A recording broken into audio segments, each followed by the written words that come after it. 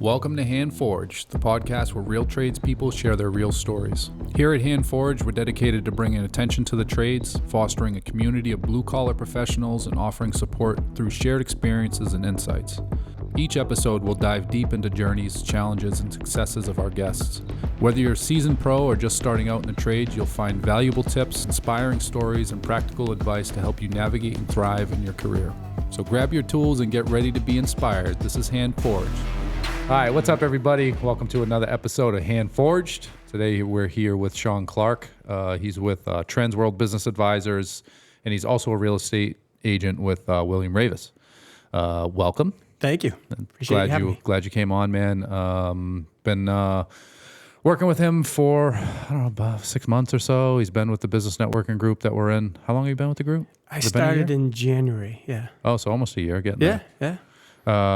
We met through the BNI. He has a business brokering firm, which is pretty cool. I think that it's a cool business idea. Like, I like the business structure of selling and buying businesses. As somebody who is a business owner, I've built my business to kind of grow it in order to sell it. So I've done kind of a lot of research on the subject to kind of figure out what's the best way to do that. Right. So I was pretty excited to have you on and kind of chat and talk about that a little bit. At Seacoast Cabinet, Raleigh, Mass., we offer a full range of services, from design to installation, tailored to residential and commercial applications. We carry 3 lines of American-made cabinetry to fit any budget, ensuring that you get the best quality and value. For more information or a free quote and design, head to seacoastcabinetne.com. So why don't you tell us a little bit about the business? Yep. So I work for Trends World Business Advisors out of New Hampshire, and I also work for William Ravis Real Estate out of Andover, Mass. But the Trends World Business Advisors, they are the largest business broker in the world. No shit. It's a franchise, and each franchise is individually owned. Oh, I didn't know that. Yep. So okay. I work for the New Hampshire one, out of Manchester. I started in September of last year, but we have Trans World offices in all, every state in the United States, as well as Ireland, Japan, England. No way. Yeah. Wait. So Trans World Business. You have a location, and then you have agents that work out of that location, right. buying and selling businesses. Right. So I work in the New Hampshire location. Yeah. I'm not in the office very much, though. I'll be honest with you. I'm on the road, or I work from home. There's one in Danvers, Mass. As well, and there's one in Manchester. There's one in every single state. Interesting. So each franchise has their own employees, and in my particular franchise, I think there's 5 of us all together. Because New Hampshire's a little bit smaller. There's a little bit less businesses, but I can still work with people in Massachusetts as well. I just can't market myself in Massachusetts. Interesting. So, I'm sorry, you threw me off. I didn't realize that was a thing. So what is the benefit to having that type of company be a franchise?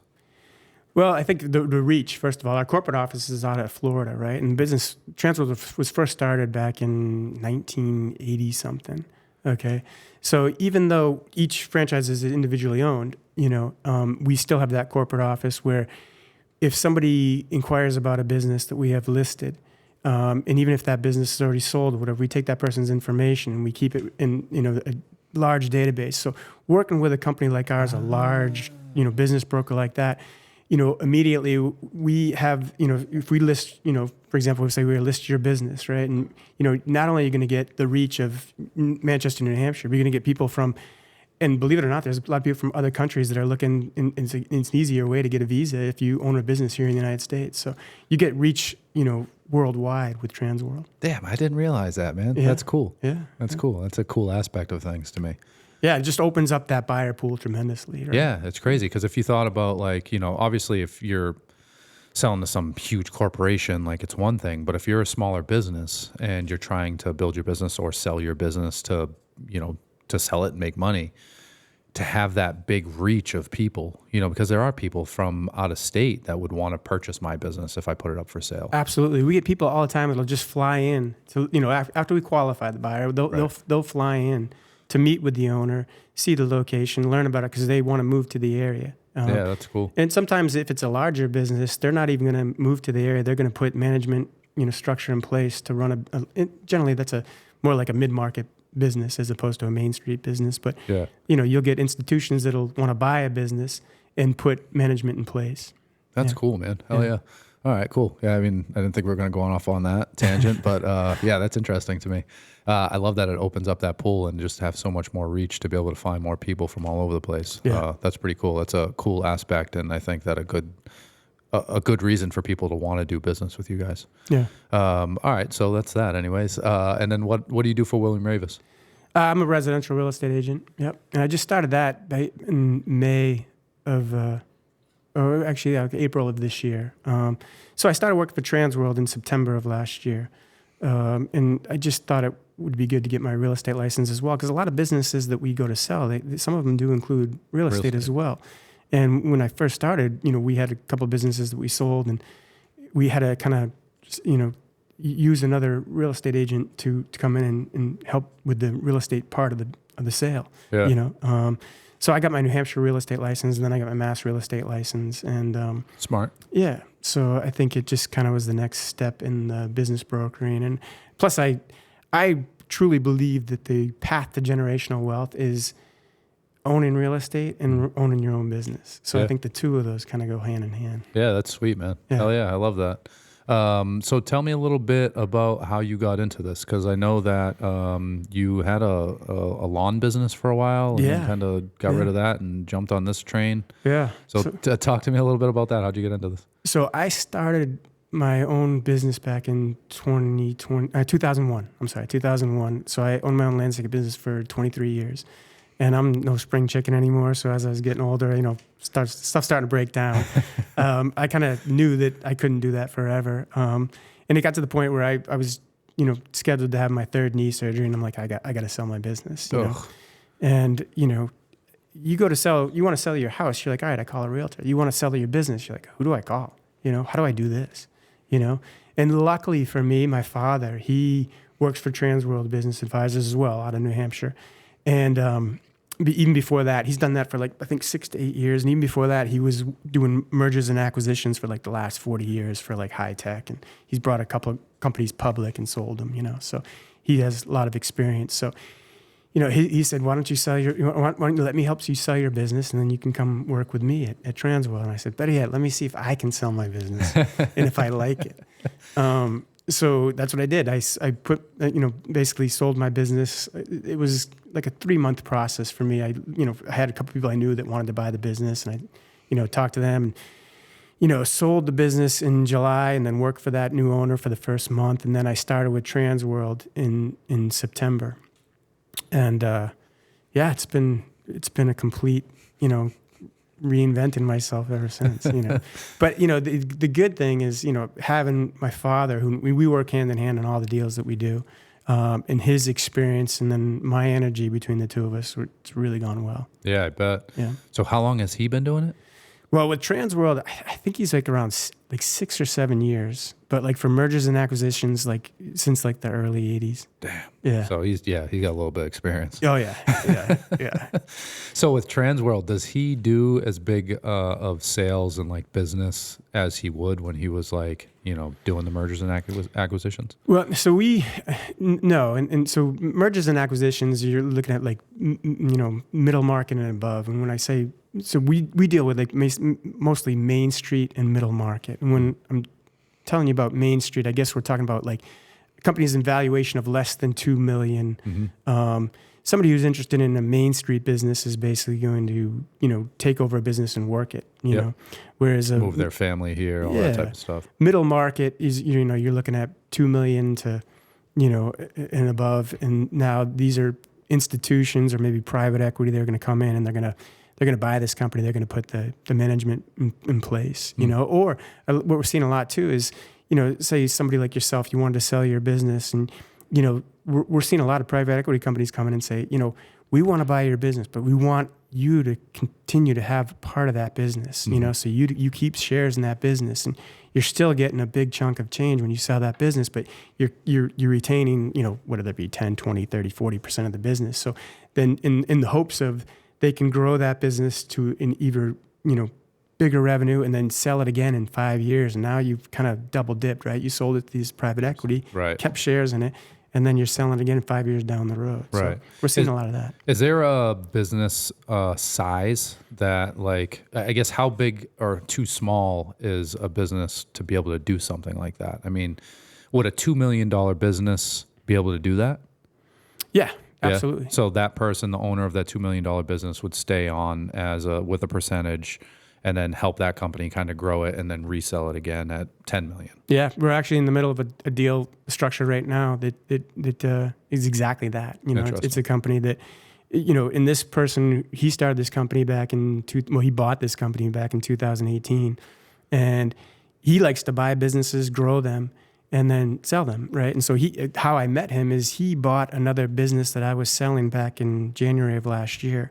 And then he came to me a couple months ago and said, Sean, I want to sell, this business to focus more attention on this business and to grow this other business, because this one he thought was, where he wanted it to be.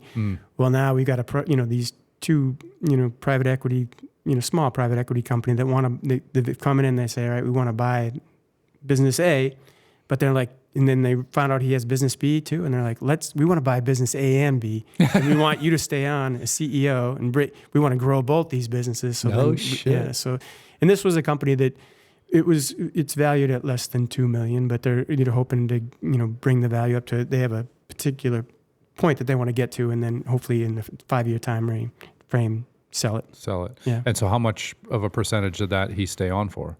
40%. 40%. Mm-hmm. Is that the typical? It depends. Depends. You know what I mean? We can talk about this too, is how, to structure the sale of a business, and what's going to make a business more valuable. The fact that, if you are a semi-absentee owner business, that's a more valuable business. If you are willing to, and then a lot of times we see this where a business owner, they don't mind doing the work. They just are tired of running the business. They want to just, they don't want the stress of all that. They just want to do the work. So they're willing to have somebody come in and buy the business from them. Then they'll stay on as either a consultant or employee. And that makes a business more valuable as well. Because, not a lot's going to change, the structure, your contacts, that you've built over the years, that the new buyer is going to continue to maintain those because you have the existing owner as the CEO. Right. What do you think is the biggest thing that a company comes in and changes on that path? Like if they come in, they buy a $2 million company, right? They keep the owner on at 40%, but they want to scale it and sell it in another 5%. What's the first thing that they change or implement usually when they? It really depends on the business, because if the current owner has put the right processes in place, there's not a whole lot that needs to be changed. The biggest thing that most these private equity come in and they do is they inject more money so you can get more advertising. You can buy, say you wanted to get multiple crews going. It depends on the type of business, obviously, but right. Or expand the footprint or the reach into a different region.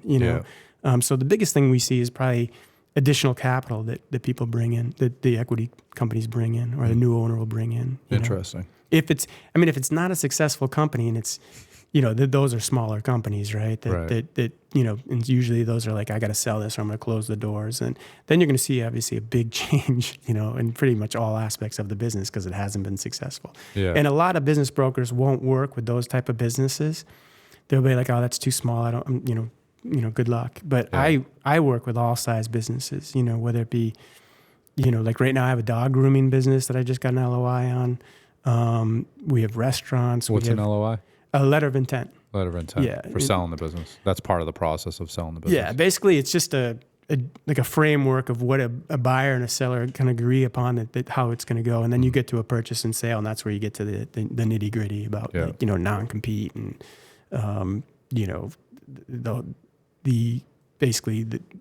it's almost like when you make an offer in Massachusetts, you make an offer to purchase real estate, and then you get to the purchase and sale. Same thing, like an offer to purchase is like kind of the LOI in the business world is kind of like that, Interesting. Yeah. So it's a dog grooming company? Yeah, that's one of the listings that I have. That's right one of now. the listings you have right it's a now. really well-run company. No shit. Yeah, it's been in business for a long time. Can you talk about particulars? Like, I don't want to know the name, but like numbers, like what it's worth or anything? Well, I can't talk about particulars because that's one of the challenges about selling a business as opposed to selling real estate, right? When you get a listing for a house, you want to scream it to the world, be like, I have this house and it's a great location and it's this many bedrooms and I want everybody to come take a look at it. And you want everybody to share it on social media. You want your mom talking about it. But what makes it hard with selling a business is like, if somebody's looking to sell their business, they don't want their competition to know. They don't want their employees to know. They don't want their vendors to know. I didn't think so of that. You have to figure out a way to list this business, but yet be very discreet about it. And I think that's another one of the advantages that working for Transworld brings, because we are such a big brokerage company that we have a database of buyers that we've worked with before that have bought similar companies, and we can reach out to them and be like, hey, by the way, I got another one's for sale right now. Are you looking to expand? Or maybe this one didn't come to fruition last time, but would you be interested in this particular one? And we already know that they're qualified buyers because we did that before with them. Is the database private? For Transworld, yeah. Yeah, so that's key right there, right? Yeah, so huge. so if you're trying to keep it hidden from your competition and trying to keep it hidden from your vendors and all that stuff, you're advertising in this market that nobody else can really see or touch or know about, which is pretty sweet. But we advertise probably in I think there's about 20 different platforms. And so if I had for example, for this dog grooming business, right? When we advertise it, we're not going to put a dog grooming business in this town, with this name. We're going to put dog grooming business, turnkey, profitable in the seacoast of Massachusetts or something, just generalities. Gotcha. And then once we get inquiries about this business, people will call us up. And my job is to qualify them, because you get a lot of tire kickers. You get like, I want to buy a business. Okay. Do you have any money? No. Have you ever run such a business? No, but it looks fun. And I'm like, yeah. I like washing dogs. Yeah. I love dogs. I can brush a dog real well. I can't buy the business. And you get a lot of that, trust me. You know what I mean? And it's almost like somebody will call up and they'll be like, yeah, can I get an NDA on this business, this business, this business, and this business? And it's like, they just want to see every single business you have. And it's like, well, wait a second. We need to qualify you first, because I'm not going to bring anybody just to this business owner, because once we qualify them, then we send them what's called an executive summary, or a SIM. And the SIM stands for Confidential Information Memorandum. And basically that's just a snapshot of the business. Then that's where they get the name of the business, the location, a little bit of history, talks about how many employees they have, and just maybe a brief snapshot of the financials. Once they see that executive summary, and again, before they get that executive summary, they have to sign what's called a non-disclosure agreement. So we qualify them, they sign the NDA, then we get them the executive summary or the SIM. And then once they have looked at that and they want to move forward, then we have an introduction between them and the seller, and generally at their location, to see it and kind of talk and to ask the owner if they any questions that we might not have been able to answer, or just kind of see if you're buying a business, a lot of times a business has a lot of assets. I don't care if it's a landscape business or a dog grooming business. You want to go in there and you want to see the facility, or you want to see the equipment, see what kind of shape it's in. Right. So you want to meet with the owner, see the location, ask the questions, and then from there we try to bring them to that letter of intent where they make an offer on the business. And then you have that whole due diligence period where they go, they get basically everything we can give them about the business, the tax returns, the P&Ls. And once we get to that purchase and sale, then we start to give them, that's kind of where, up until that purchase of sale, they can back out anytime. But once we get to that purchase sale, the purchase and sale is signed, then we can give them the customer lists, the vendor lists. So you hold some of that stuff back until that's signed. Yeah. That's smart. Makes sense. Yeah. Because you'd be surprised. I think, and you can tell when you're trying to qualify somebody, like somebody will call up and say, oh, I see you got this, landscape business for sale. And after talking to them, you realize that they have a small landscape company and they're trying to see if they can poach some customers from that particular one. Or, you get that sense when you talk to somebody, you try to qualify them, what their intentions are. Interesting. Yeah. Yeah. Yeah, that's kind of cool, man. That whole process to me is just fascinating. Yeah. So on that CIM, right? Yeah, So was it CIM. CIM? Yeah, like confidential information memorandum. Yeah. So on that, what type of financials are on that? Is there anything as far as financials on that? Like, do you know like total revenue or anything Yeah, like that? so we'll put like gross revenue and expenses, and then there's line items that we call like add backs, and that's generally it could be like owner's salary. And again, keep in mind they sign an NDA before they receive this information, and we take this information from like the tax returns, and but so we'll give them that, and we'll give them like an asset list so they can see what they're actually buying. Yeah. Right. Yeah. That's kind of cool, man. The whole process, I don't know why it's so fascinating to me, but it's fascinating to me. Yeah, and that's how we come up with the valuation of the company, because we got to, it kind of like going back to the real estate and the business broker again, right? And it's like, all right, because some people, when they want to sell their business, they'll call like a realtor and like, I need you to sell my business, Yeah. And where I kind of wear both hats. Like, I understand that, it's like you wouldn't go to a dentist to get knee surgery, right? They're both in the medical field and they both do, work on the human body or whatever, but they're completely different. And same with real estate and business brokering. So, do real estate agents try to buy and sell businesses? all the time. Oh, no shit. Yeah. Yeah. Huh. Yeah. So I've run across that before, and, I usually get a call afterwards being like, Sean, can you help me sell the business? And I'm like, yeah, so it happens, Yeah. Yeah. I mean, if I didn't know better and I didn't have the network of people that I have, trying to think of what I would do if I wanted to sell my business, like where I would take it. And I almost feel like I'd probably end up like going to my competition.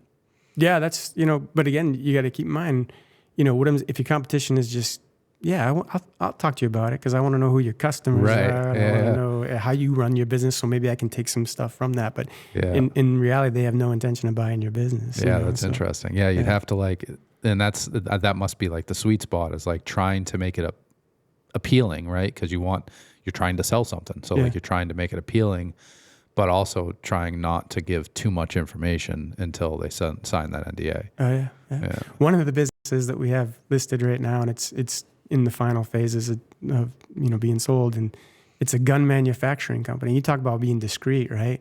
When because in every state, gun laws are different. So we're trying to reach out to, in the beginning, we were trying to figure out, who would be a good fit to buy this company. And so that was a very difficult, business to kind of find qualified buyers for, Yeah, when you have to find the right people. Yeah. And your pool is probably kind of cut because, not everybody is pro-gun. So that's a very specialized business. Like, to talk about not being able to advertise at all. Like, right. You're not going to see, there's laws against advertising for guns. That's why you never see commercials on TV for cigarettes or guns. You know what I mean? Right. So we got to be very discreet with some of these business listings that we do. That's kind of cool. Yeah. What is the biggest business that you have sold?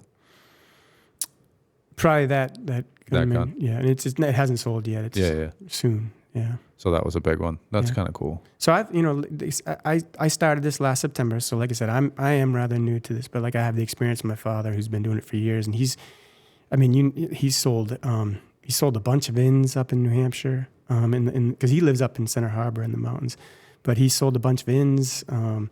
We've sold restaurants, roofing, siding, window company, landscape company, dog grooming business. I mean, you name it. Transworld's probably sold it. You know? Right now, another one that's supposed to close next week is a potato processing company. And I thought that was going to be so hard to sell. Wait, where is that? I can't just. Oh, yeah. I hate that we have to be secret, man. I want to know everything. But I mean, I'm thinking, all right, this is going to be a tough business to sell. And we ended up getting like multiple offers, and I'm still getting calls on it. I'm like, yeah. For potatoes? Potato processing company, yeah. Good business though. I guess, like making French fries? Yeah, he buys the potatoes from the farmer, and he dices them, skins them, and bags them, and sells them to restaurants and wholesalers throughout New England. Fuck up, dude. Yeah, because no restaurant wants to hire somebody to just sit there in the kitchen and peel and dice potatoes. So they'll pay you. This guy just created a process for potatoes, and then found his market, started selling his potatoes, and is now selling his business. Well, his father started it back in the late '60s, and I think, even to this day, he still buys from like the same farm that his dad did back then. He buys them up in Maine, and That's pretty cool, man. Yeah. I knew I had a friend that did some business with one of the guys. He was like big for tomatoes, like same thing. Like he sold a lot of tomatoes. Yeah. And, like he was known for the tomato guy. And I'm like, that's a fucking weird thing. Like He probably knows my potato guy. probably does, right? The tomato and potato guy are probably buddies. Yeah. Yeah, it's funny to, but if you think about anything, man, like fucking anything that is moving, like there's a business behind it. There's someone that's selling it. There's someone that's processing it. There's someone that's distributing it. It's just like everything, you know, and it's like, why is it so weird to think about somebody that's like, built a big potato production, you know, but it's a thing. Everybody, how many fucking potatoes do you eat? Like everybody loves French fries, right. And somebody did something with those potatoes at some point, like that had to go from a farm up here, be processed and distributed to wherever you're eating it. Yeah. And he was, so I've met a few business owners that I've listed and been successful in the sale where when I meet them, they're like, I'd like you to sell my business, but I don't think it's worth anything. And I'm like, well, yeah, I think it is, and after talking with them, I'm like, well, we come up with a valuation and then we list the business. And in his particular case, like I said, we got multiple offers, and he didn't think the business was worth anything, And the same with another business I had that I listed last November, the guy was going to close his doors because he had health issues, plus the business was just really spiraling. And he's like, I don't own any assets anymore. I don't think the business is worth anything. And I'm going to close my doors the week after Christmas. And this was in November.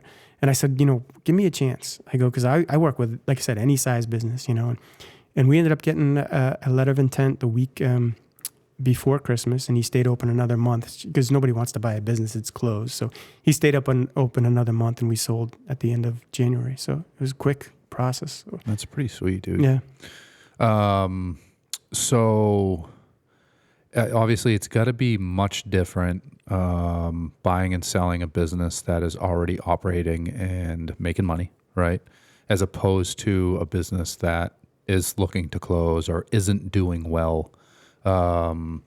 What percentage of buyers and sellers do you see? Like how, what is more popular or, more, obviously what's more sought after is the business that's making money. Yeah. But these businesses that aren't doing well, not because the market isn't there, but they're just not good at whatever they're not good at and they're failing the business. Do you see a lot of those?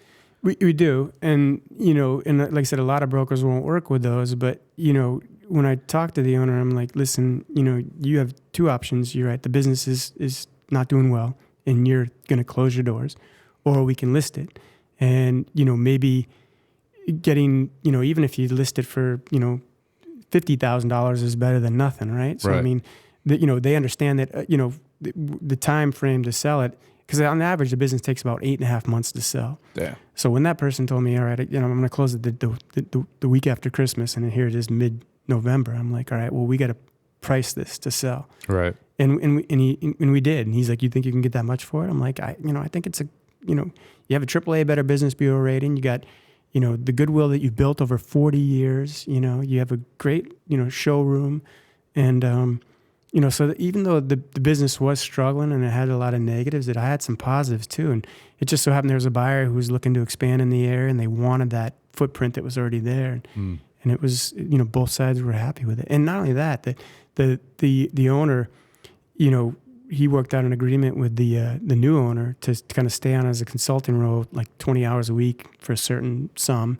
So he's ecstatic over that. He just thought he was going to ride off into the sunset and make no money. But now he's still getting a paycheck, and he's watching this other guy grow his business. And, well, it's cool because it's like a great learning opportunity for somebody like that too. I mean, it's one thing if he's going to go and retire after, but like if you can watch somebody take the business that you've had for 40 years and then start scaling it, figure out what they did, like, gives you a little bit of an education on like what you did wrong and how you could do it better if you plan on doing it again. But it's kind of bittersweet because when you mention that, and like, when I sold my business, like I just wish I had done it differently, because seeing now how I could have done it and then how I did do it, I would do things completely different. What would you do different? What's the main thing you do different? Well, for starters, when I went to sell my business, like I knew there was like two people who were interested in my business, so I went and talked to both of them. Like just like what you just said about I would go to like my competitors and see if they're interested, and that's what I did too, because that's what your natural instinct is to do, right? Sense. But by doing that, you basically just shut off your buyer pool. You basically are saying, all right, you two people make an offer on my business when there could be 100 other people that would be interested in it, and you just shut that pipeline off. You know? That's true. So if I could do it all over again, I think I would have still had the conversation with those two, but I would have opened up that buyer pool and see if I could have gotten multiple offers and drive the price up. Interesting. Yeah. So when you sold your business, like, you know, how many trailers, how many guys did you have working? Was it just you, or did you have a crew? Well, so I did at one point. So I started business in 2001, and I ran it, and I just kept building it up until 2018. And the big change for me was I had one employee in particular who's a great employee, just, you know, aces. You know, he was a hard worker, you know, just was a great, you know, if I could have 5 of him, I'd be probably a millionaire 10 times over. But, you know, it got to the point where he wanted to move on, and I wanted him to move on because I wanted him to go on to bigger and better things. And, right. And I couldn't replace him. I couldn't find that employee to replace him. So I would always, true story. I went time to pick up one of my workers, and, you know, person comes out and says, you know, so-and-so's not coming out today. They OD'd. And I'm like, oh, Jesus. I mean, so finding good help was very difficult in the landscape business, you know? Yeah. So I in 2018, I'm like, all right, I most of my accounts were in Andover, North Andover, and Haverhill. I sold all my Andover accounts to another landscaper. And I just kept my North Andover and Haverhill accounts. And I just, at one point I had like a crew of 4 guys, and then me and 4 guys that handled all our Andover, North Andover, and Haverhill accounts. But when I sold the Andover, I just had like me and one other guy part-time. So I was like cutting like 65 lawns a week, doing mulch, trimming, you name it. And from 2018 to 2023, that's what I did. And then, you know, I hurt my knee for the 3rd time and knew I needed surgery. And it was like, all right, time to sell. Time to do something. Yeah. But again, looking back, I would have, you know, knowing what I know now, like I would have I should have like probably before 2023, like maybe 2020, whatever, start putting that exit strategy and plan, start putting the processes in place to make my business more valuable and successful. Right. You know, and even if it means, you know, having that initial pain of, you know, buying, you know, better equipment, or, you know, paying for that software that would have put the processes in place, you know, yeah, that stings in the beginning, but in the end, when you can sell the business and get, you know, 3-time multiple as opposed to just, you know, 1.5-time multiple, that's a huge difference, you know? Right. So what do you think would be like the top 3 things for somebody that was looking to sell their business to start implementing right now? Top 3 things. One thing that you said to me, and I'll not to cut you off, but I'll give you a second to think about the question I asked you, is the Better Business Bureau. Mm-hmm. So is that something that buyers look at, is the Better Business Bureau rating? They look at the company in whole, right? And if you go on, you know, Yelp or Facebook, whatever, and you see it's, you know, it's not getting good ratings, or the business, you know, you have a lot of people talking negatively about the business. Right.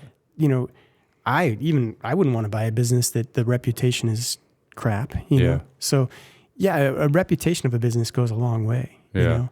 Is there like, so for me, right, like before I had my own business, I found out about, I always knew what the Better Business Bureau was, but I always thought it was like a government run thing. And then I realized that it's like a subscription or like a membership type thing. And I was like, wow, that kind of throws me off a little bit, because like I get it, like people are going to look you up on the Better Business Bureau, but like, I don't know, I feel like there's other places that I feel like are better to have good ratings than the Better Business Bureau. Would you suggest a company being part of the Better Business Bureau? Does it play that much of a role? Or a lot of times, especially when you get larger businesses where, you know, might be private equity coming in, they want to do even a background check on the current owner to see what history that person has, especially in particularly if they're going to stay on as a CEO or whatever, you know. Yeah. Because, you know, if you have an owner that has a history that has some, you know, negativity to it or whatnot, they might not be able to get, you know, maybe whether it be a loan or, you know, be able to advertise on certain platforms or whatnot. So no shit. I think, you know, the Better Business Bureau rating, you know, I think when you have a website, you put that right on there. Say, hey, I'm AAA Better Business Bureau rating. You know, I got 5-star Yelp reviews. You know, I mean, all that helps to sell your business. You know?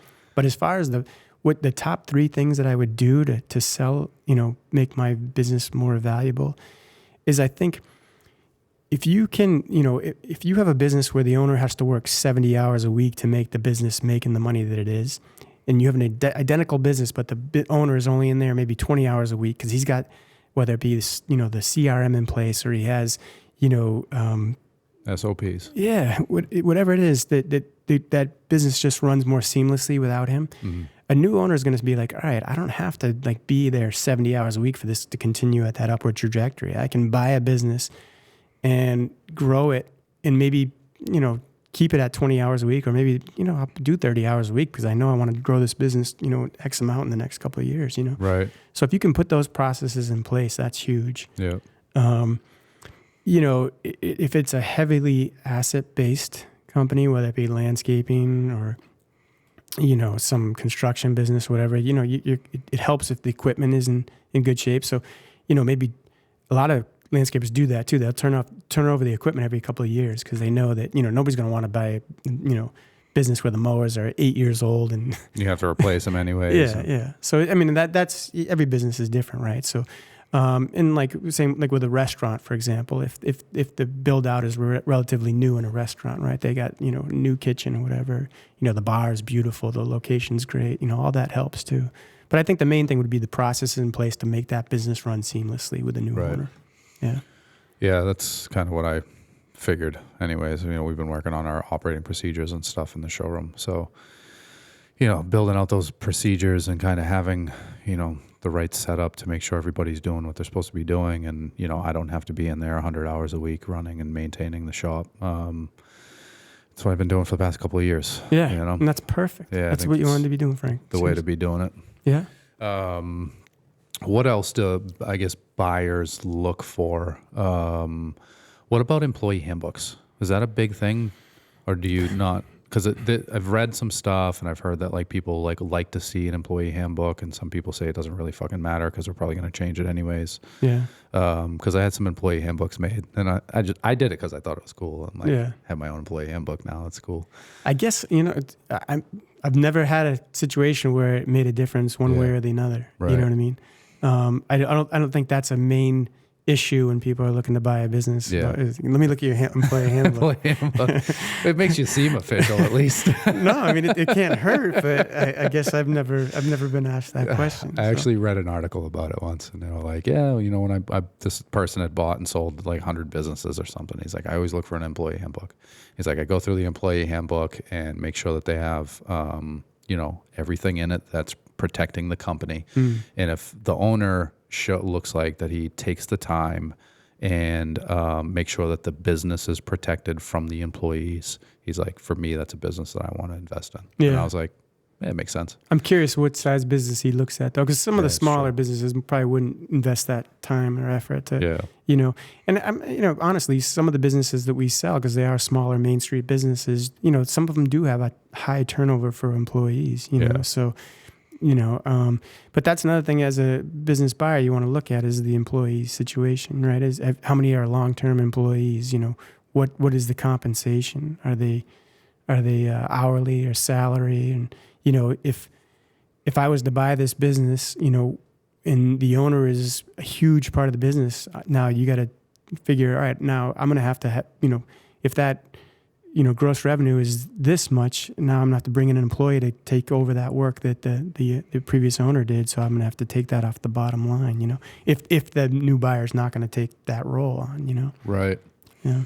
So it's more benefit, or it's more attractive to a buyer for a company that has employees that have been there for a while and that doesn't have a high turnover rate. I guess that would make sense. Yeah. We sold a business recently, and it was a high-end salon, and it was a semi-absentee owner. And when I say semi-absentee, it means he had this business for 20-something years, and he lived in Florida. Now, the salon was up here in Massachusetts, but he came up the last Wednesday of every month to cut hair for the clients that he's had for 20-something years, right? Oh, dude. But he has a manager in place that runs that business. Yeah. And she is the cog that keeps that wheel going, right? So having her in place, and she's like, yeah, I'm going to stay with whoever buys the business. That was huge. And if a new buyer came in, I don't know if we would have been able to sell that business for what we sold it for without that manager in place.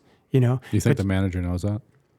I mean, it was somebody who owned another salon, so I think she knows the value of that manager, and is going to treat her right.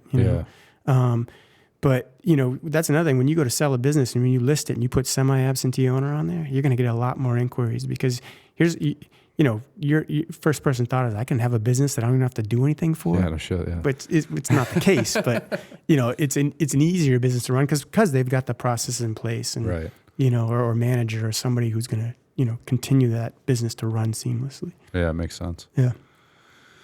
So what else? What else is like attractive to a buyer, you think? There's semi-absentee owner, processes in place. You have the reputation of the business. A lot of cases, location's huge too, right?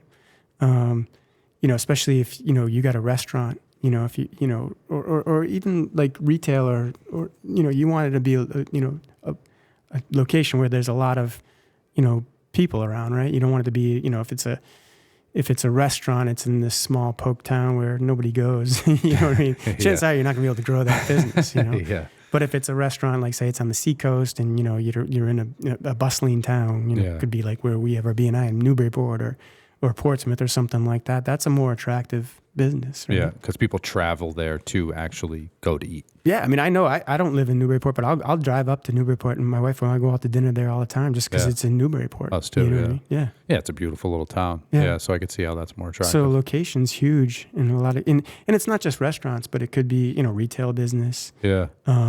So what about like, say, trade specific, right? Like for a construction company, obviously they don't have a Main Street storefront. Yeah. Most of these guys don't. Like what would be, appealing to somebody that wanted to buy a construction company, a framing company, or, a roofing company or something like that? Yeah. I think it's just a well-run business where you have, employees in place, possibly, long-term employees.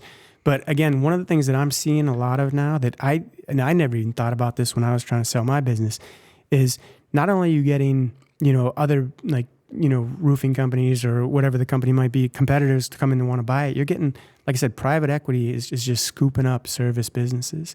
Like right now, HVAC businesses are very popular, construction businesses, home cleaning businesses, landscape businesses. Because what these private equity companies are doing is they'll like buy a roofing company and be like, all right, now we do roofing, siding, and windows. Let's buy a general contracting company as well. Let's buy, let's handle the property management side of it. So we'll get the landscape company in there as well. Bring a cleaning company in too, kind of do the post-construction cleaning. Yeah, painting company, So these service businesses are really attractive right now to private equity as well as, other, similar businesses who want to expand or move into a particular area. Yeah, that's kind of cool. Yeah. So if, and that was just kind of talking a lot about buyers, like what if, as a seller, so like say I wanted to sell my cabinet company right now, right? And I wanted to go through you guys to be able to sell it. So you would put my business information out to market and then people could look at it and let us know. Very discreet about it. Very discreet about it. Right. Yeah. Are you under any obligation to sell if you do that? No. So basically, the way that I get paid is I'm on success-based fee. Meaning, so what we'll do is we'll meet with you, we'll learn about the business, we'll go through the financials, come up with a valuation of the business. Once you and I agree on the valuation of the business, that's when I drop the executive summary or the SIM. I have you approve that as well. Once the executive summary is approved, the valuation is agreed upon, then we list that business. And again, we're very discreet about how we do that, and as well as put it out to our database of qualified buyers that we already have. And that's basically how the process starts. But as far as, are you under obligation to sell it? No, like I've had situations where I've listed a business and I've brought a buyer to the business who offered a full asking price, and the seller had said, you know what, I don't want to sell to them because they didn't have the experience in that industry. Yeah, and that's their baby and they don't want it to die. And my response was, absolutely, let's go find another one that does meet your criteria. You know what I mean? So I only am paid if I'm successful in the sale of your business for the price that you want to the person or company that you want. Person. Yeah, it makes sense. Yeah. And you can, that's the other thing. You might be like, Sean, I want to list my business, but I don't want to list it. I don't want to talk to anybody that doesn't have at least this many years of experience in this particular industry, and I can be like, all right. And when I qualify a buyer, like, do you have any experience in the cabinet industry? They're like, no. I'll be like, well, I'm sorry. My buyer's looking for that particular type of buyer. Yeah. And that's just the way it is. In this whole process of me listing a business for somebody, the owner of the business is the boss. If they don't agree on the valuation that I come up with, if they say, no, I want to sell it for, say I value it at $500,000 and they want to sell it for $1 million, I'm going to say, listen, I cannot sell it for that price. I think thank you for the opportunity, but I don't want to waste your time. I don't want to waste mine. So generally, that's one of the first questions I ask when I meet somebody is like, what do you think your business is worth?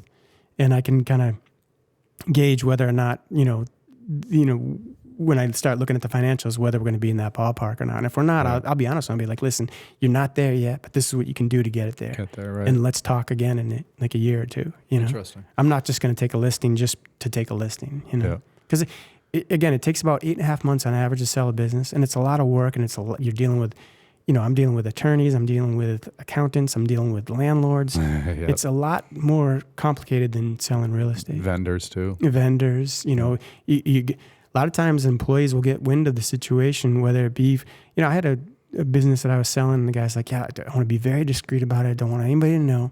I'm like, okay, that's what we do, And then like a week later, he calls me. I was like, Sean, I got this guy who wants to buy my business. And I said, well, how did he find out about it? He's like, my wife told him. And I'm like, and so then I called the guy, and the guy had no intention of buying the business. I think he just wanted to get information about his business. And I told him, I said, listen, I go, for now, and let me talk don't tell anybody, if somebody's, starts asking you questions, just give them my number and, I'll qualify them, but don't go around telling people you're selling your business, because now your employees are going to find out, your vendors are going to find out, your Right. competition. Yeah. So You're doing exactly what you asked me not to do. Yeah. Like, Yeah. you want to be discreet, then you got to shut up too. exactly. Yeah. So as far as the, business evaluation process, and actually me and you just kind of started this process together, trying to figure out, what the company's worth. What does that process look like for you? Yeah. And I'd be completely honest with you.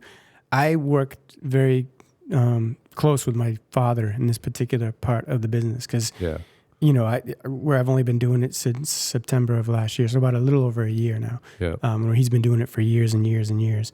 What we do is we'll gather as much information about the business as we can, because you could have two exact same businesses having the same exact revenue, but one has this much expense, where this one has this much expense. This one has an owner that has to be there this many hours, and this one has to be only there for a few hours.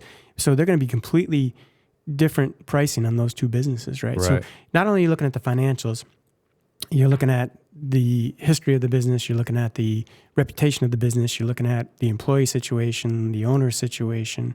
You want to get everything you can about that business, know that in advance, and that's how you kind of can figure out if it's going to be a company that you can value at, a 2-time multiple or a 4-time multiple. Right. And generally, we have a database that we look at when we can see what businesses the last 6 to 18 months have sold for, and then a multiple based on, for example, a business that has the processes in place, maybe, has, like, for example, daycares, for example, just a random one.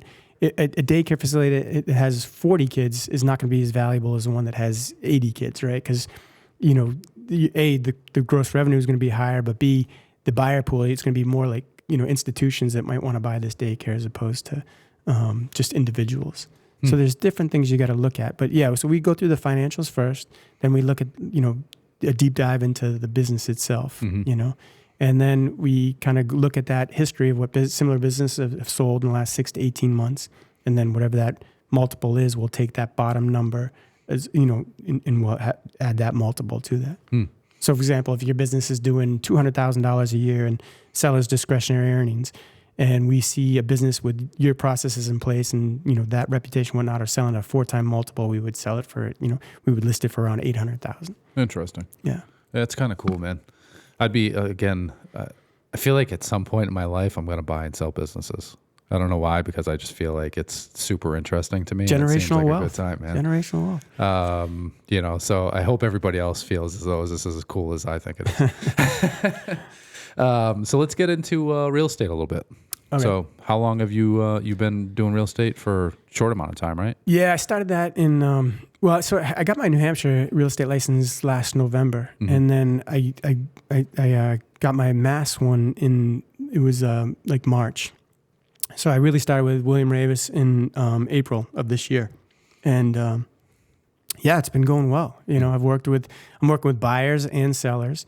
I'm proud of myself in the fact that the buyers that I've worked with, my buyers have made offers and we've been accepted, because we got to be creative and when you make an offer on a property now, because especially when there's 300 offers coming in. It's a seller's market right now. When there's multiple offers and there's waive contingencies, and it's crazy out there. Some of these offers you see too. Yeah. So you want to if you're a buyer looking for real estate right now, it's really beneficial for you to have an agent to work with and somebody who kind of knows what they're doing as far as working with buyers. Yeah. And then on the sell side, I've been pretty fortunate as well. I've had a few listings and yeah, it's going well. And you're working with Chris Blavelt? He's on your team? Yeah. Chris. Shout out Chris. Shout out to Chris. Chris. One of these. Yeah. So I'm on the Matt Whitty team out of William Ravis. And great, Matt's been doing this for, I think, 13 years. Yep. He's a former school teacher. So he's so good at like just helping you and teaching you. And, so I feel fortunate to have him as a team leader. And then I got people on my team like Chris, who he's crushing it. Yeah. I mean, he's really good at what he does. So, dude, have you seen some of his fucking social media content? Yeah. Dude, he makes some fucking awesome stuff. Yeah. I'm always like, dude, I'm going to hire him just to do my socials. Yeah. No offense, John.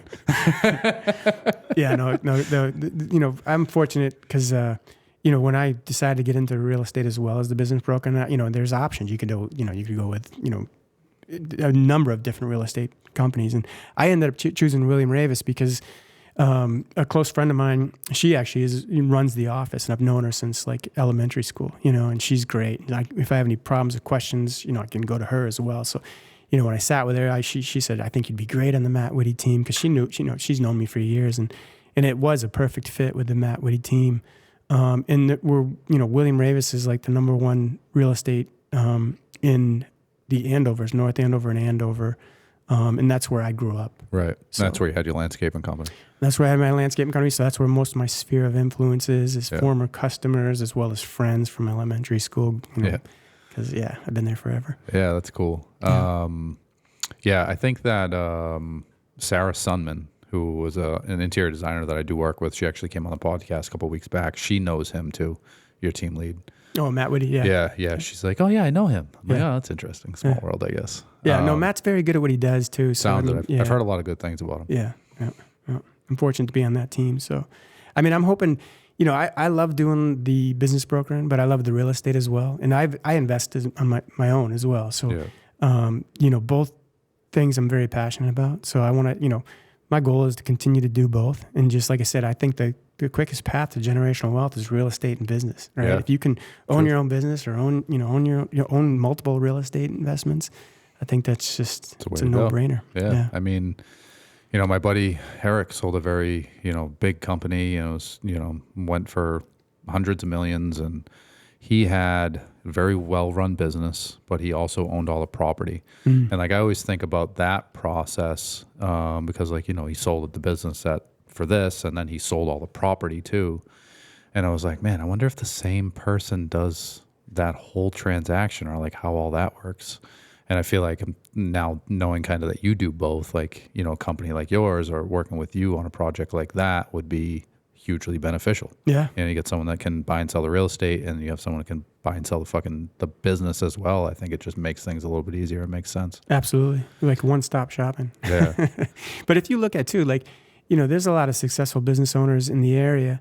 Like you look at, have you been to Tuscan Village up in Salem, New Hampshire? Joe Farrell's place. Yeah, so he owns a ton of real estate. And same with, one other thing that I do is I bartend one night a week in Haverhill at a bar that's owned by Sal Lopoli, who owns all the sales. Another one that has 15 jobs. Well, I felt like this, working at this bar, it's a restaurant bar called Bosa, and it's a good way to meet people for the real estate and for the business broker. But Oh man.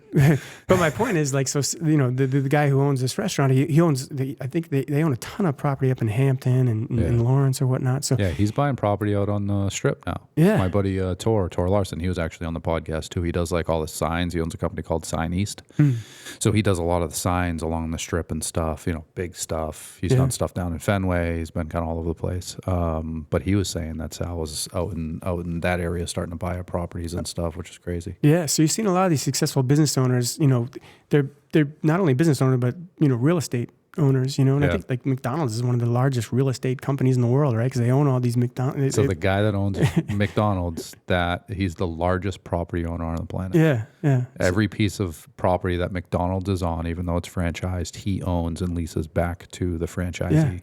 So which is crazy. Because I actually watched smart, crazy it's smart, wicked smart. I mean, think about where all the fucking McDonald's are. I know. They're all in the most key locations in every city in the world. You barely ever see a McDonald's shut down because you know, because they do the research and know that, all right, this is a good location. This is the spot, right? Yeah, they're not going to open in a location that's not going to succeed. Yeah, but so I watched a YouTube clip about that guy. I think he went to I think it was Harvard that he went and did like a speech, and I guess afterwards he like went out to the bar with a bunch of kids from the college and like were just shooting the shit. And he's like, you know, if I asked you what I did for a living, what would you say? He's like, you fucking sell hamburgers. He's like, no, I don't sell. I've never sold a hamburger in my life. He's like, I'm a property owner. I invest in real estate. That's what I do. He said, I own every single piece of real estate that McDonald's is on, and they lease it back from me. That's how I make my money. I'm like, that's interesting. You know, you think Ronald McDonald running around with cheeseburgers and slanging burgers, but he's actually just like a super intelligent real estate investor. Yeah. So I mean, I see they go hand in hand, right? Business owner and real estate. So I see like that. It just makes sense to do both. Yeah. You know, and I'm passionate about both. So. Yeah. Yeah. And I think it's, dude, I mean, you know, hats off to you. I think that's an like awesome approach. Like obviously you're just kind of starting off in this chapter of your life. But obviously, like, you're going full tilt. I'm trying to just keep up with you. You jumped in with both feet. I got to take up mountain climbing. Yeah, I had to do some climbing this weekend, man. It was a good time. But, man, I'm fucking smoked. Yeah. But it's a good smoked, right? Yeah, I guess, man. But, like, just, like, mentally, physically fatigued. Like, after, like, I slept good last night, but still I missed out on a night of sleep. Because, like, dude, when you're out in the middle of the woods, like, people don't understand this. Like, yeah, we hiked until midnight. And like, then you climb into your tent, you think, hey, I'm just going to pass out. But dude, my senses are so heightened when I'm out in the middle of the woods. Like, we're not at a campground. This isn't like pull up your RV. We're in the middle of the fucking woods. You know, like we're probably 10 miles into just nowhere land, right? My senses are so heightened that like any noise, any smell, like all that stuff, like I'm just like in this altered state. And like it's just, I can't fall asleep. And it's not like I'm scared or nervous. I'm just like fucking curious, I guess. Like I hear something, oh, what the fuck was that? Wonder if it's coming closer. Like, should I break out my flashlight? Like I want to see a bear or something. Like, I don't know, I get excited about it and then I can't fucking sleep. Yeah, no, I see that. I don't know if I could sleep in the wilderness. I've done it alone a bunch. It's fun, man. Like, you know, it's nice to go out, I think, and like, you know, you set up camp in this place, you're by yourself. Like I've been 10 miles into the woods by myself and set up camp in the middle of the woods and while I was hiking and shit. And like, you go out and know that you have no control almost. Like, you know, anything could happen. Fucking storm could roll in, you know, bear could attack you, Bob, you know, whatever it is. Like Have you ever had a moment where you're like just petrified? Like, oh boy, I did it this time. Storms usually. I was on the side of a mountain once. I think I was a little over 4,000 feet. I was in the Alpine. And, you know, when I started hiking, dude, it was blue skies and 60 degrees. It was beautiful. And then I got up over 4,000 feet and my plan was to set up camp and then summit. But I was on my way up. I was talking to another hiking crew that was up there, a couple of guys. And they were like, yeah, I think there might be some storms or something, so we're setting up camp now. I'm like, I'll just wait. So I started climbing up, dude, and this thunderstorm rolled through. And, I mean, when I tell you, like, this thunderstorm was right on top of me, like, I swear thunder was just right above my fucking head. Like, I could reach out and touch it. And it was lightning coming down, and the wind picked up, and I literally was in my poncho, above tree line, in my poncho, in the fetal position, on the mountain, in the middle of the storm, like, this is it. This is how I go. This is the story everyone's going to tell about Frank. He gets struck by lightning as fucking poncho on top of a mountain. Oh, jeez. But yeah, so that's actually happened a couple of times. I've been caught in a couple of storms. I got caught in a snowstorm once that was pretty nasty. I have an electrolyte imbalance. So, and I didn't know about it. And I started getting these crazy quad cramps. Vision was going in and out. And I was the only person on the trail. I was breaking trail. So it was about 6 inches of powder on the trail. Nobody had been up it yet. So I was making the first set of footprints going up the mountain. And dude, I fucking passed out, man. And Really? yeah, it was a little scary. How long were you out for? Not really sure. But I think a half hour, 40 minutes, something like that. You could probably tell by how much snow was on top of you. Yeah. I was had a nice little dusting on top of me, and nobody else was on the mountain. Nobody else was coming down. I wasn't going to be found, and That could have been bad. It was pretty scary, man. Yeah. And usually I tell people when I'm going out and what trail I'm going in. I got a couple of buddies that I'm like, hey, if I die, this is where I'm at. And I didn't that day, and I was like just trying to get it done before sunset, and like rushing and. Didn't plan very well. I didn't have the right gear. It was when I first started hiking, so I was kind of an idiot when I first started hiking. But yeah, man, I came off the mountain and I was dark, and I called my doctor the next day, and I was like, "Hey, man, I think I almost died. Like I'm gonna have to come see you." So yeah, we did some tests and stuff, and he said that it's an electrolyte imbalance. So, but yeah, I almost died trying to figure that shit out, which was fucking crazy, but. That's crazy. As far as like animals and stuff, like people that are afraid of bears or bobcats or even some mountain lions or whatever, and it's not, man, they're more afraid of us. Like at the end of the day, I'm the alpha male in the woods. You know what I mean? So I don't have to really worry too much about that. But yeah, it's usually weather, dude. The weather makes the mountains up here make the weather. So like it can change just like that. Whenever you hear stories of people who, succumb to, it's usually because of the weather, right? I think there's a guy from Andover that passed away last year up in the mountains. He froze to death or something. Yeah. A lot of people go up, man, because they see all this stuff on social media, people hiking and doing all this stuff. Like, oh, that's cool. Like, I can do that. But it's fucking serious, man. Like, you can die out there. Like, you have to do your research. You should hike with somebody who knows what they're doing and is experienced before you go up and do it. Make sure that you have the right gear. Like, I test all of my winter gear. Like, if I buy a new pair of winter boots, I go out and do, like, Pawtuckaway State Park or, like, Sandown Town Forest in those boots just to test them. Like, I want to go out on a cold day when it's rainy or, like, heavy snows or heavy winds or something like that and just kind of test to make sure the gear is good. That way, if my feet freeze, at least my truck's right up the street. Yeah. It's not 4,000 feet off the mountain that way, and it's just so important to make sure that like you do that stuff. But people think that it's like, going hiking in the Sandown Town Forest, you know, and it's a whole different ball game. And it's not the fucking Rockies. It's not, you're not hiking Everest or anything. It's not crazy, but like you do have to prepare yourself because the weather does change like that. Yeah. I've started off hiking in fucking pants and a t-shirt and ended up hiking in full climbing gear because by the time I got to the top of the mountain, it was 32 below zero with the wind. Oh. So it's like, it gets serious, dude. Yeah, I can imagine because I've done like hiking with my dad up by the lakes region just so I could see the lake from up above. Yeah, major, dude. And like that's like 2 hours and my legs are screaming. Yeah. Yeah, I've gone for fucking 3 days straight, man, hiking and shit, like doing the Presidential Traverse. I've done that a couple of times. But that's that's what I train for. I'm in the gym every day. I work out a lot. And I don't do it because I want to be jacked and, this big guy. I do it so that I can be a stronger hiker because I plan to be hiking for the rest of my fucking life. Yeah, that's awesome. I'm just going to stay in shape and do everything that I can to make sure that like I'm in good shape for hiking. Yeah. It's just how I fucking connect, man. Like we're always tied to our phones. I'm busy. Like I have so much shit going on all the time. When I go out in the woods, man, forget about all that shit. I put my phone on Do Not Disturb. I don't do it often. Like, once every 3 or 4 months, I get out there and shut my phone down and just disconnect from the world, reconnect to me, and just, have a good time and just spend time out there. And, if I didn't have that, dude, I don't know what the fuck I would do. Yeah. I can tell you I'd be a much more miserable prick than I am now. I feel you. When I do the same thing at the gym. The reason I go to the gym is because that's where I get my mental peace for the day. But yeah, I get you because like you said, you're tied to your phone. You got emails, you got texts, you got all that stuff. So if you can unwind for a little time in the woods, that'd be kind of cool, I think. You know? Yeah, it's fun, man. It's fun. Let me know when you want to come out, guy. We can hiking. I will definitely do it with you, though, because I'm not experienced. I got you. Yeah, a little mountain. I'll put together a list for you, you know, what you need and stuff. Dude, I've taken people out that I've never hiked before. My buddy Sean Dumont, man, one of my closest friends.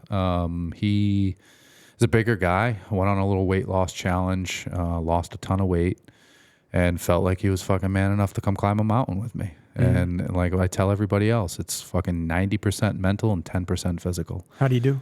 Fucking fantastic, dude. Completely crushed a very difficult mountain. I knew it was difficult going into it, but I'd never done it before. Yeah. But I knew just from my research and people that I know that it was pretty tough. Yeah. Had I known it was as hard as it was, I probably wouldn't have taken him up that one. But he crushed it. Dude, I tell you what, man, he fucking killed it. We false summited 3 times. So like we got to a certain point and he thought we were done. And we were like, all right, dude, you ready? And he's like, wait, what do you mean? There's still more? You know, so has he come back for more? Like, has he done it with you again? He hasn't, man. No. Scared him?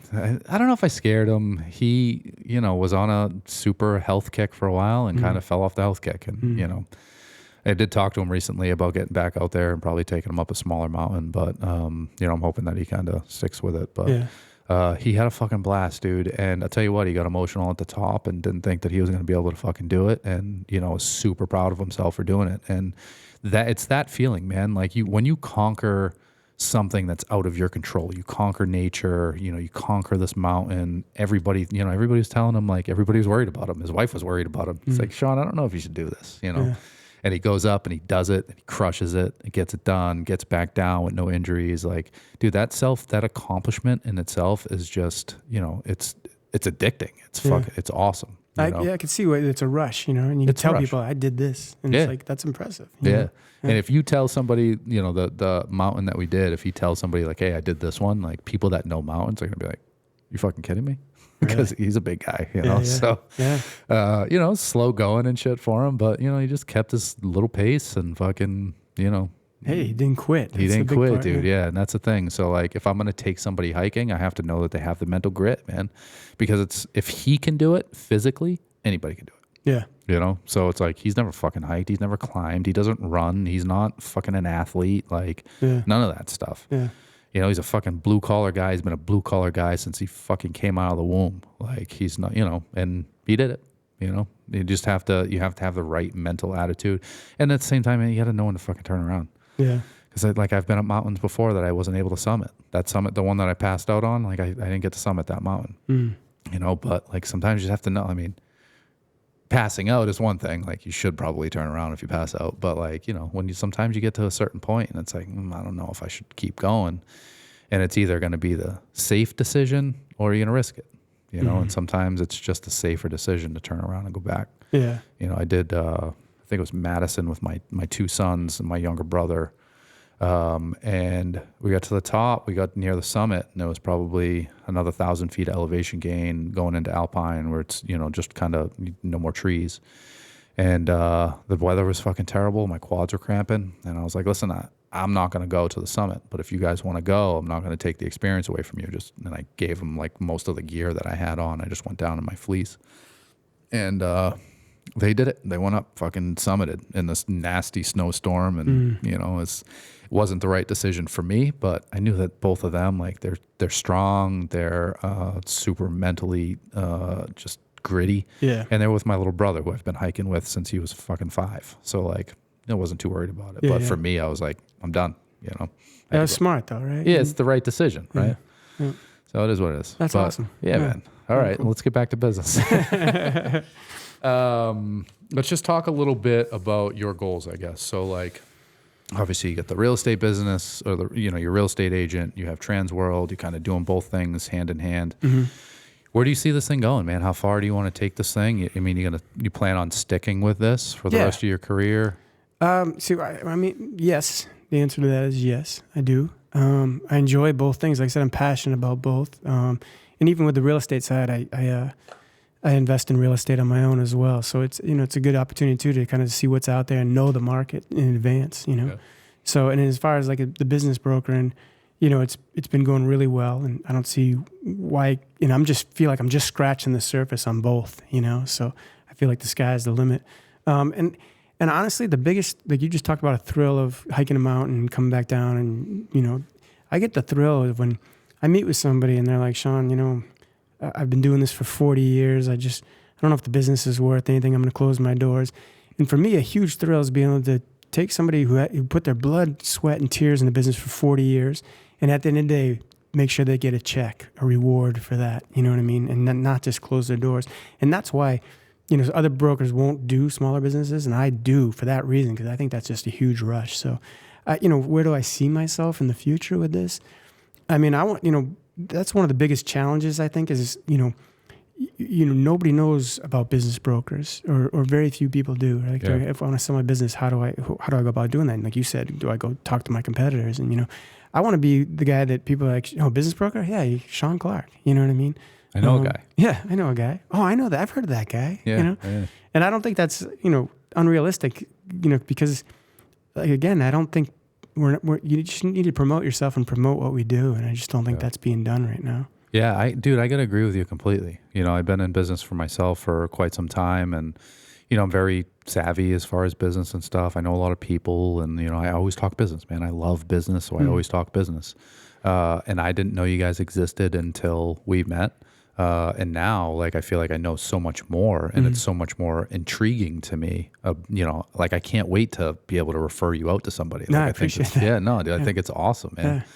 So I think that it's an awesome business model, and you definitely need to get that out there more. Yeah. I mean, just like take BNI, for example, right? Like when you go to look at BNI groups, you got to be like, oh, there's already a realtor in that group, or there's already a cabinet guy in that group, right?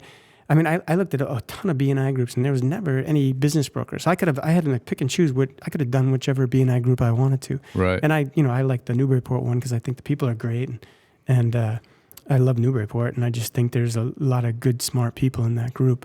But I could have picked any BNI group because there's no business brokers in any of these groups.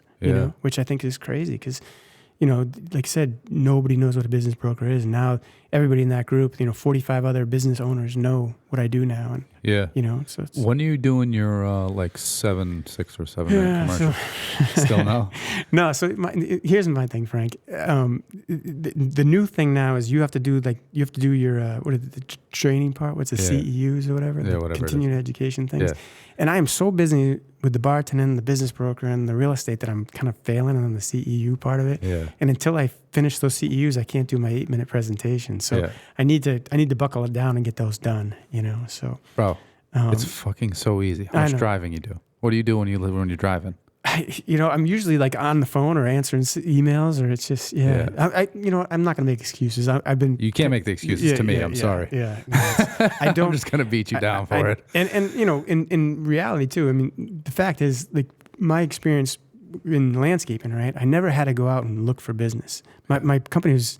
I turned down business every year. I grew it to a certain point, and I said, and people call me up like, no, I'm not taking any new customers. Yeah. And now this is all new to me. I'm trying to get myself out there, get myself known, grow up my business, So this is new. But especially the BNI group, getting in front of like an audience of people and explaining what I do. I never had to do that before. So I'm very new at this. So even that 8-minute presentation, I'm like, in my head, I'm like, all right, I gotta crush this because I've never done it before. So maybe that's kind of part of my hesitation, and I'll get there, So I can tell you personally, like, having us having this conversation and you actually explaining everything that we've talked about, like, that opens my eyes so much more. And it really does make it easier for me to refer you. Especially because you guys have that private data of other business, people that want to buy and people that want to sell. Like, that's fucking huge, dude. And I didn't know that. Like, and I'm sure there's a lot of people in the group that don't know that. Even if you do say something about that in your 40 seconds, I think would be good for you. But yeah, man, I think that if you were to able to kind of break it down and like explain it like we just talked about, fucking record the podcast and just play it for 8 minutes, dude. Right. Maybe I should do that. I think that it's going to benefit you. I think it's going to benefit you, because it, again, for me, it definitely makes it easier for me to be like, oh shit, like, that's fucking pretty cool. And I know people, my mind's already turning about people that like They might be a potential person. You know? Yes. So, but I guess that's the fucking BNI way, right? Yeah, like right. The giver's gain. The giver's gain. Yeah. It's like, you do your 8 minutes so that you can educate people so that they want to refer you. And like, I need to get on that. You're absolutely right. Let's do it. Yeah. You said it here. So now you're recorded, man. Now you have to. You heard it. Hey, remember, this is live. Can we edit that out? John, cut. But so that's it, I guess. No. So for you, I appreciate that feedback, actually. Yeah. It's, I think it'd be important. I think it'd be a big move for you as far as kind of letting people know what you do and more about the business. Yeah. Because like for me, I was like, I guess I didn't realize or really think even into it. Cause obviously I'm not trying to sell my business right now.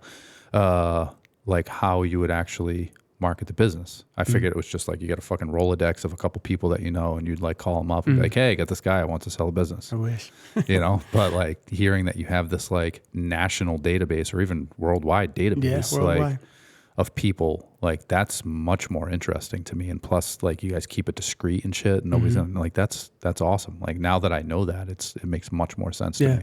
Like even this shirt, when I go to listing appointments, I can't wear this shirt. If I have a folder that has our information in it, it's a blank folder. It doesn't say Transworld Business Advisors on the folder because the last thing I need is for that business owner to leave it on their desk and an employee sees and like, well, who's this? Transworld. Or if I show up, like a lot of businesses, like for a realtor, right? You want to advertise, I'm a realtor to everybody that you see. Right. For a business broker, when you're going to meet with a potential client, you don't want anybody, like a lot of times, when we meet them during their work hours, they'll tell people that I'm like an insurance agent or something, just need to, do a quote for the business or something. Yeah. Because you can't tell them who I am. So that's awesome. Yeah. Do you have some disguises that you wear?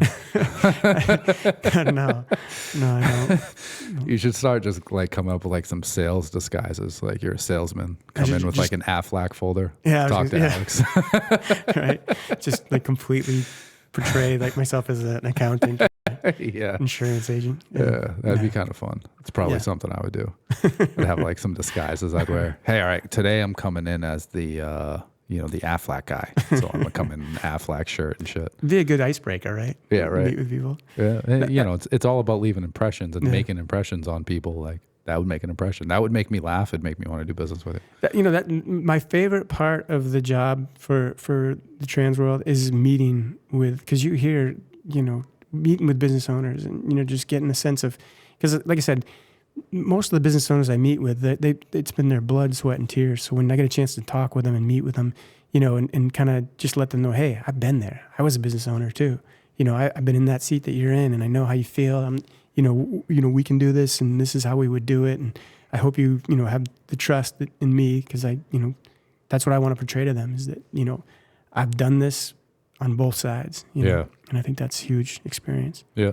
Yeah. And I have the experience of my father working right with me. Which is awesome. Yeah. He's great. Yeah. How do you guys do working together? I love it. Yeah. How's he? Yeah.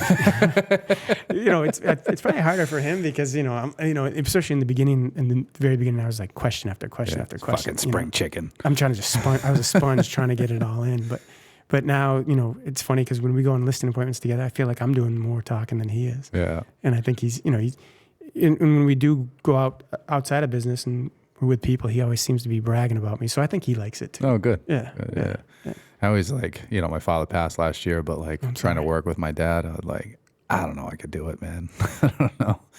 I don't know. I don't like working with business. I don't like doing business with family or friends. I don't know. Yeah, no, I agree to a point, but with my father, it's been great. I wouldn't have it any other way. Yeah, dude, especially he has that much experience and that's awesome. Yeah. I mean, my father was a dirt guy. He was an excavator operator for his whole life. Yeah. So if I wanted to get into dirt, having him as a mentor would probably be a different ball game. But at the same time, my dad telling me what to do at work, I don't know.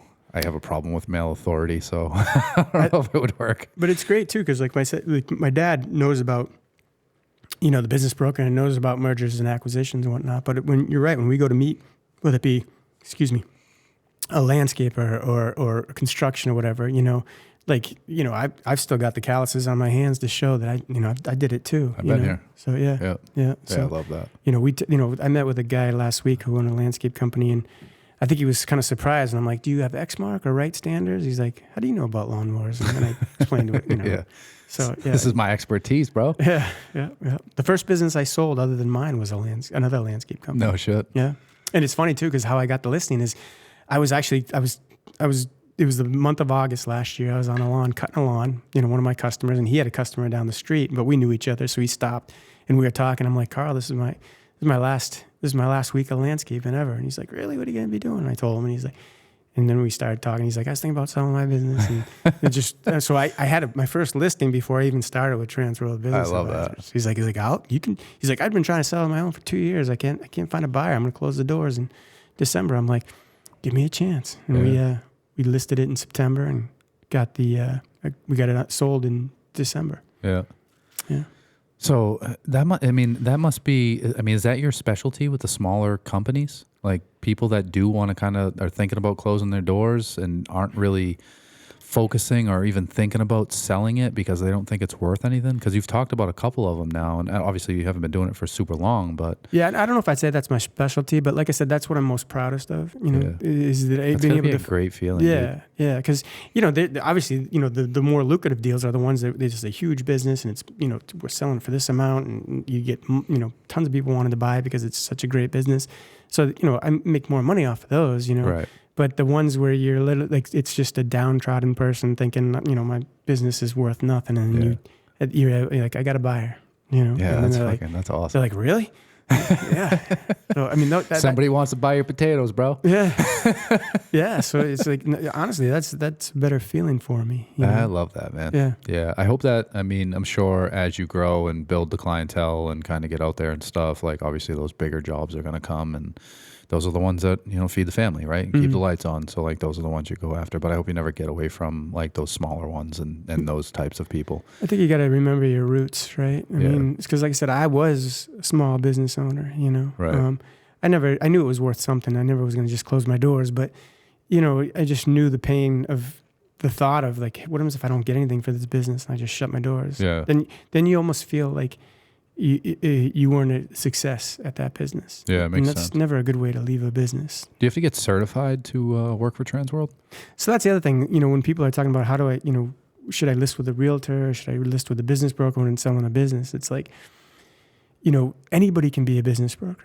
You could be a business broker tomorrow. You can be like, I'm going to work for Transworld Business. There's no training. There's no regulation, but I feel like I have the training and regulation on the real estate side, but I also that, your integrity and your, what people think of you is everything in this game, whether it's real estate or the business broker, right? If you're going to screw people over, then nobody's going to want to work with you, right? Of course. So the short answer is no, you don't need any license there is continuing education through the International Business Bureaus Association. And, I'm starting to do that now so I can be accredited with the IBBA. Yep. But there's nothing that, I think in some states you do have to have your real estate license to be a business broker, but Mass and New Hampshire are not one of those states. Interesting. Yeah. So, my advice to somebody looking to sell their business is, if you're looking at different business brokers, right, do your research on them as well. You know what I mean? See what experience they have. See, have they ever sold a similar business? Have they ever worked with buyers looking for another business? Ask them for some, war stories. What have you ever sold a business that, maybe a lot of it was goodwill? How do you go about selling goodwill, as opposed to assets?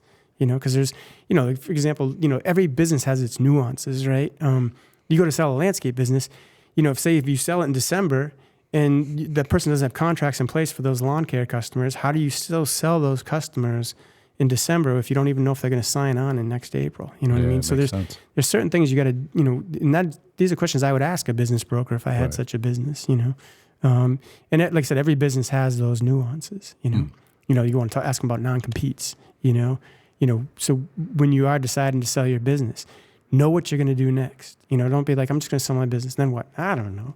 But what happens if you have a non-compete for 5 years within a 100-mile radius? Now you're going to have to move to do the same thing. Right. Or you want to know what you're going to do next, when you sell your business. Yeah, it makes sense. Yeah.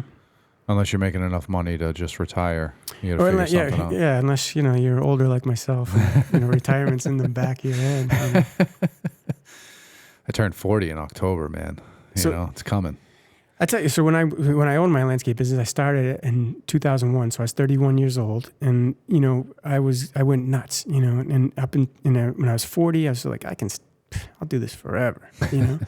And then I hit like 45, and I'm like, well, maybe there's an expiration date on that. And then I hit 50, and I literally, it was like hitting a brick wall and falling over backwards. I'm like, I gotta, I have to sell this business because I'm about to have my third knee surgery, my back, my shoulders, and so, one of the biggest differences is now my wife's like, she's like, you get out of bed and you get out of bed. Before I would like literally crawl out of bed and take me 10 minutes to get out of bed, Yeah. So it's just, it's been a blessing from my body for sure, getting out of the landscaping. Dude, I see some of these framers. Like I used to work with this framer. He was like 62, been framing since he was like 12. Yeah. I'm like, bro, how do you even get out of bed anymore? Like, I couldn't even imagine. I mean, I did finish carpentry, installing kitchens and stuff for, probably 10 years before I took the tool belt off. And it's like, damn, that took its toll. I couldn't imagine framing in New England for 50-something years. Like I did framing from 2017 to 2020 in the winters. Yeah. I worked for a guy named Mark Riddle out of Haverhill. And I had a blast, but I was like the grunt on the job. I was the guy but well, and you were in your 20s then at that point, right? No, this was, I'm saying 2017. So no shit. I was in my 40s when shit. But with the landscaping, I was in good shape but the crew was great. But you're right though. It's the, there's times where we had to start the day late because, the air compressors would be frozen or whatnot. So it's tough work, but I liked it. The porta potty's full of snow. Yeah.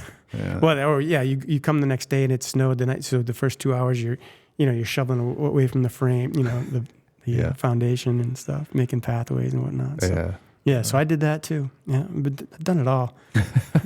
Part-time business broker, real estate, framer. How do you like going from blue collar to white collar? I mean, I miss some stuff in the blue collar. I'm not gonna lie. Me too, man. Like it's one of the things I was worried about is gaining a ton of weight and just getting lazy and make sure I'm still staying active in other things so that doesn't happen. But I like it. I like it. But it's it's less physical stress and more mental stress. Yeah. I know it's funny. Well, you have probably both because you're running a business, but you do physical stuff too. So yeah, but I don't. It's not like I have a tool belt on anymore. Okay, you know what I mean? So it's like, it's much different. But it's amazing. Like, dude, I'll run around in a tool belt for 16 hours a day, 7 days a week. I've done it. I did it for years with the woodworking business. Like, no problem. Like, I've always been built for that. I have a fucking motor that just keeps running, right? Mm-hmm. But there are days that, dude, I'll work a fucking 8 or 10 hour day in the office and come home 10 times more smoked. Yeah, just mentally. Dude, mentally, it's like exhausting some days. My schedule sometimes is just back to back to back to back to back. And then I'm putting out fires and I got a million different pieces moving. Mm-hmm. And I get home and like my girlfriend wants to talk and like chat. And I'm like, I have nothing left. Yeah. Like, I don't know what to tell you. I love you, but like, I have nothing left. Yeah. There's nothing left in my tank. I'm sorry. I'm going to bed. It's funny too, because my wife, when I was landscaping, I would come home because when I was landscaping, especially those last few years where I worked by myself a lot, I'd come home and I'd be very talkative, be like, "Oh, hey, how was your day?" Blah, blah, blah. And she'd look at me like, ugh. And now our nights are much quieter because I'm like literally wiped mentally. I don't want to talk to anybody, and she's still at that, So it's kind of that's changed for sure. That's funny. Yeah. Yep. All right, man. So last segment, toolbox tips, where you give everybody kind of practical advice. If somebody wanted to, we can do it either way. If somebody wanted to buy or sell their business, what kind of advice you'd give them? Or if somebody wanted to get into being a business broker, like what kind of advice would you give them? Or if somebody wanted to jump out on their own and start their own business, like what is that key advice? What is the advice you would give you 20 years ago? Before you answer, if you're listening to the podcast and you like what we're talking about, if you're taking something away from this, like, subscribe, share it, tell your friends about it. Again, we're trying to blow this thing up. We want to get as much information out there as possible to the blue collar audience. Like, share, subscribe. Appreciate it. So I'll answer a couple of those questions actually. First of all, so if somebody wanted to get into the business brokering, what advice would I give them? My advice would be join a business broker company that gives you a lot of support. Support is huge, especially because again, there's no training that per se, and there's no regulation per se. So you want to go join a company that gives you that support and that training. And like I said, luckily I have my father who's been just a great mentor to me, and I don't know how I would have done it without him. So make sure if you wanted to get into business brokering, a company like Transworld, where they actually send you down to Florida and you do 2 weeks of training, and then if you work with a franchise that gives you a lot of support and training, that's huge. Yeah. So that would be my advice as far as getting into business brokering. As far as if you're thinking about selling your business, I would just ask yourself these questions like, all right, if I sell the business, what do I think I can get for this business? And is that realistic? And if it's not realistic at this point, then you need to put the processes in place that's going to bring that business to that valuation, right? Like we talked about before, making it a seamless business for a new owner to take over. And then also ask yourself, what am I going to do after I sell this business? Will I be in a position to retire, or do I need to continue to work? And if I do continue to work, if I sign a non-compete that I can't do anything in this industry, what am I going to do? Be open to the fact that you might get a buyer come in and say, like, we want you to stay on as CEO or as a consultant. And, you got to ask yourself, would you be willing to do that? Because that's going to make that business even more attractive. So I think it's just, the short answer is just put the processes and the things in place that are going to make that business the most valuable. So when you can sell it and want to sell it and get that price that you want, it'll get done. Interesting. And I think was that it? Yeah. Well, and then practical advice, if somebody was going to start their own business, or, is thinking about getting out of, working the 9 to 5 and jumping on their own. Yeah. You've done that, and you've helped people to settle that in selling businesses. What is the advice you'd give them?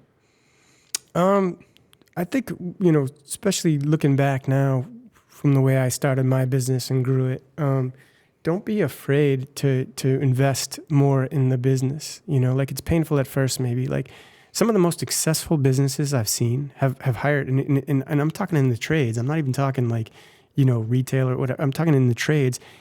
A lot of them have a business coach where they understand that, that person can help me bring this business to the next level, right? So make that investment of whether it be a business coach or paying that extra money for that software or something that's going to make the business run smoother and easier, I was the type of guy who, when I started my business, I bought a truck, a trailer, a mower, and a blower, you know what I mean?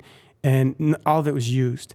And because I didn't want to drop the money right away. And maybe in the beginning that was good, but I kind of kept that going throughout my career, as opposed to if you just paid a little bit more money and invested in this, you could have saved yourself hours and laborious hours, by having better equipment or having somebody mentor you, whether it be a business coach or whatnot. So I just think there's ways that you can invest in the business and make it more valuable quicker, and I didn't do that. I wish, so somebody just thinking about starting their own business, invest in yourself, invest in your business. Don't just take that money and put it in your pocket, and then invest in the business and invest in real estate. I think those are two, like I said, the quickest ways to generational wealth, and I honestly believe that. I love that, man. I think that's great advice. Yeah. Awesome, man. Well, thank you. Thank you for coming on. Thank you. This was awesome. I loved it. Yeah. I was nervous, but this was great. Yeah. Sean thought it was going to be live. He's like, I don't know what to do. What do I do with my hands? Yeah, man, I think it was great, man. I think it was an awesome episode. Excited for everybody to hear it. And thanks again for coming on, brother. I appreciate it. All right, cool. Thank you. Thanks, everybody. Thank you.